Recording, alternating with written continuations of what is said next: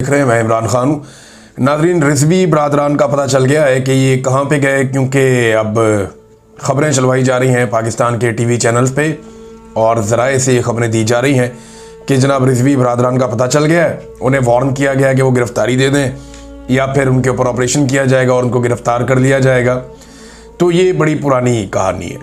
ये साफ साफ और सीधी सीधी बात यह है कि रिजवी बरादरान जो है वो एजेंसियों की तहवील में नॉर्मली ऐसे ही होता है।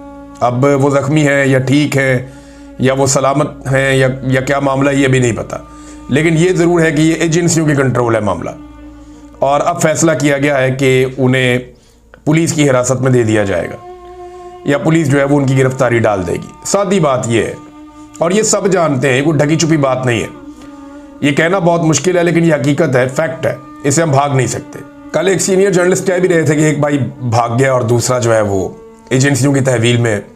बहरहाल अब उन्हें पुलिस के हवाले किया जाएगा, उनकी गिरफ्तारी डाल दी जाएगी, फिर उन्हें अदालत में पेश किया जाएगा, फिर जो कानूनी मामला आता है वो चलते रहेंगे, ज़मानत की कोशिश होगी, वो सारी चीज़ें चलती रहती हैं।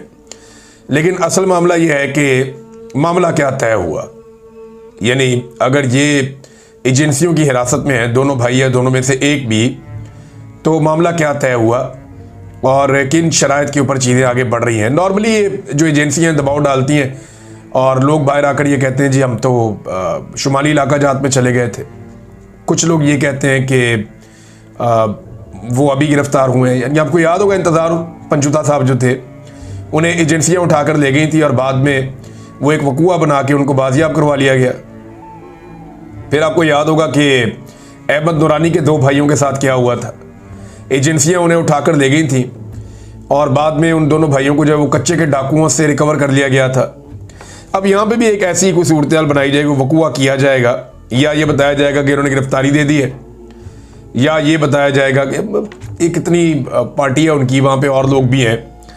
लेकिन ये बड़े भोंडे तरीके से हमेशा एजेंसियाँ करती हैं और इसको इस दफ़ा भी कर लेंगी। दबाव शबाव उनके ऊपर मौलवियों का आ रहा है।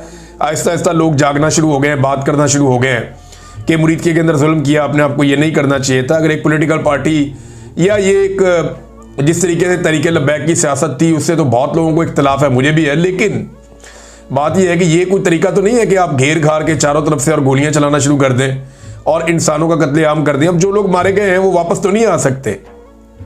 अब उनकी फैमिलीज को जो तकलीफ है, जो कर्ब है, वो उसका कौन मदावा करेगा।